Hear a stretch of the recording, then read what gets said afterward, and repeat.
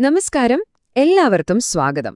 ശാരീരികമായ അടുപ്പത്തെ ശരിക്കും അർത്ഥപൂർണമാക്കുന്ന ഒരു വൈകാരിക ബന്ധത്തെക്കുറിച്ച് നമ്മൾ എപ്പോഴെങ്കിലും ചിന്തിച്ചിട്ടുണ്ടോ? അതായത് ഒരു സാധാരണ പ്രവൃത്തി എന്നതിലുപരി അതിനെ അത്രയധികം ആഴമുള്ള ഒരു അനുഭവമാക്കി മാറ്റുന്ന ആ ഒരു ഘടകമെന്താണ്? ഇന്ന് നമുക്ക് ആ രഹസ്യത്തിലേക്കൊന്ന് ഇറങ്ങിച്ചെല്ലാം.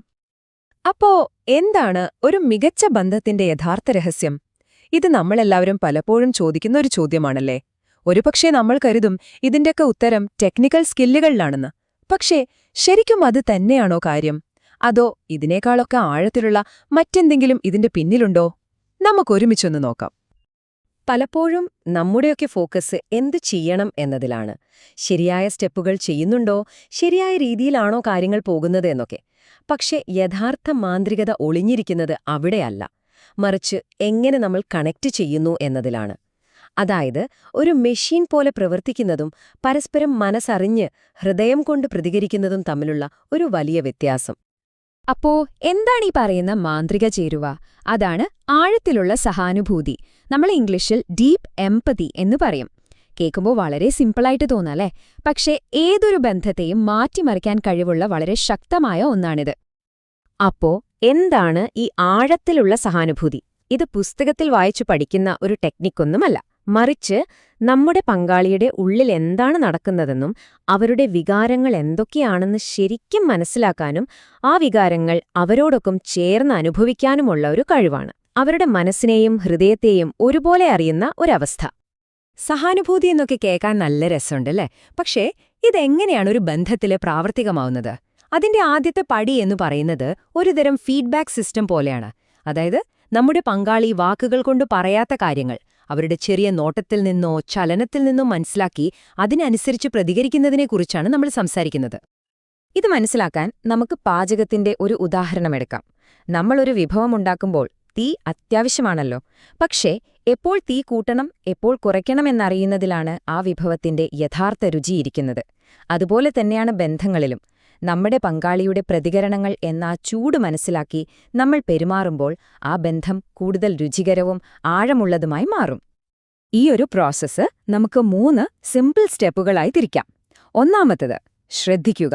ആ നിമിഷത്തിൽ ഫോണോ മറ്റു ചിന്തകളോ ഇല്ലാതെ പൂർണ്ണമായും അവരോടൊപ്പമായിരിക്കുക. രണ്ടാമത്തേത്, അവരുടെ സിഗ്നലുകൾ വായിച്ചെടുക്കുക. വാക്കുകൾക്കപ്പുറം അവരുടെ സ്പർശനവും ചലനങ്ങളും എന്താണ് പറയുന്നതെന്ന് മനസ്സിലാക്കുക. അവസാനം 3ാമത്തെ സ്റ്റെപ്പ്, അതിനനുസരിച്ച് പ്രതികരിക്കുക. ആ മനസ്സിലാക്കിയ കാര്യങ്ങൾക്കനുസരിച്ച് സ്നേഹത്തോടെ നമ്മുടെ പ്രവൃത്തികളിൽ മാറ്റം വരുത്തുക. ഓക്കെ, അപ്പം നമ്മള് പങ്കാളിയുടെ സൂചനകൾ മനസ്സിലാക്കി പ്രതികരിക്കാൻ പഠിച്ചു. അത് സഹാനുഭൂതിയുടെ ഒരു വശം മാത്രം. ഇനി നമുക്ക് അതിന്റെ കുറച്ചുകൂടി മനോഹരമായ ഒരു തലത്തിലേക്ക് കടക്കാം. ഇത് നമ്മുടെ പങ്കാളിയുടെ സന്തോഷത്തിൽ നമ്മളും സന്തോഷം കണ്ടെത്തുന്നതിനെക്കുറിച്ചാണ്. സാധാരണയായി നമ്മൾ സ്വന്തം സംതൃപ്തിയിലായിരിക്കും കൂടുതൽ ശ്രദ്ധ കൊടുക്കുക. എന്നാൽ ആ ഫോക്കസ് നമ്മുടെ പങ്കാളിയുടെ സന്തോഷത്തിലേക്ക് മാറ്റുമ്പോൾ ഒരു മാന്ത്രികത സംഭവിക്കുന്നുണ്ട്. അവരാ നിമിഷം ആസ്വദിക്കുന്നത് കാണുമ്പോൾ നമുക്കുണ്ടാകുന്ന ഒരു സന്തോഷമുണ്ട്. അത് ആ അനുഭവത്തെ മൊത്തത്തിൽ കൂടുതൽ ആഴമുള്ളതാക്കി മാറ്റും. അവിടെയാണ് ശരിക്കും പരസ്പര വിശ്വാസം വളരുന്നത്. ഇനി സഹാനുഭൂതിയുടെ ഒരുപക്ഷെ ഏറ്റവും പ്രധാനപ്പെട്ടൊരു ഗുണത്തെക്കുറിച്ചാണ് നമ്മൾ സംസാരിക്കാൻ പോകുന്നത്. അതായത് ഒരു ബന്ധത്തിൽ അത് കൊണ്ടുവരുന്ന തുല്യതയും പരസ്പര ബഹുമാനവും. ഈ 2 ചിത്രങ്ങൾ തമ്മിലുള്ള വ്യത്യാസമൊന്നു നോക്കൂ.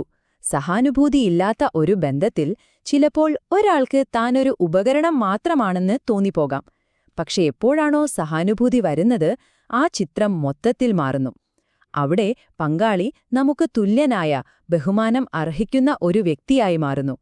ഇത് ആ ബന്ധത്തിന്റെ അടിത്തറയെ തന്നെയാണ് ബലപ്പെടുത്തുന്നത്. എപ്പോഴാണോ നമ്മൾ പരസ്പരം തുല്യരായി കാണാൻ തുടങ്ങുന്നത്, അപ്പോൾ മാത്രമാണ് ഒരു മറയുമില്ലാതെ തുറന്നും സത്യസന്ധമായും സംസാരിക്കാൻ സാധിക്കുന്നത്.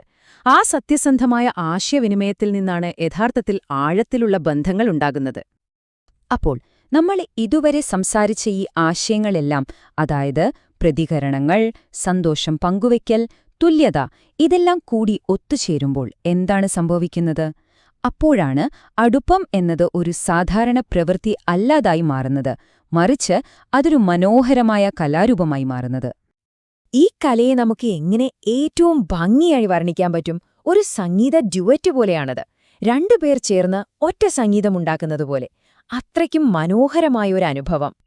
അത് വെറുതെ ഒരേ താളത്തിൽ പോകുന്ന ഒരു കാര്യമല്ല, മറിച്ച് പങ്കാളിയുടെ ഓരോ ചെറിയ സ്വരവ്യതിയാനങ്ങൾക്കുമനുസരിച്ച് നമ്മളും പ്രതികരിച്ച് ആ സംഗീതം പൂർണ്ണമാക്കുന്നതിനെക്കുറിച്ചാണ്. അവരുടെ ഓരോ ചെറിയ ഭാവമാറ്റങ്ങളും തിരിച്ചറിഞ്ഞ് അതിനനുസരിച്ച് നമ്മളും മാറുമ്പോൾ ആ സംഗീതം പൂർണ്ണമാകുന്നു. അതാണ് സഹാനുഭൂതിയുടെ യഥാർത്ഥ പവർ.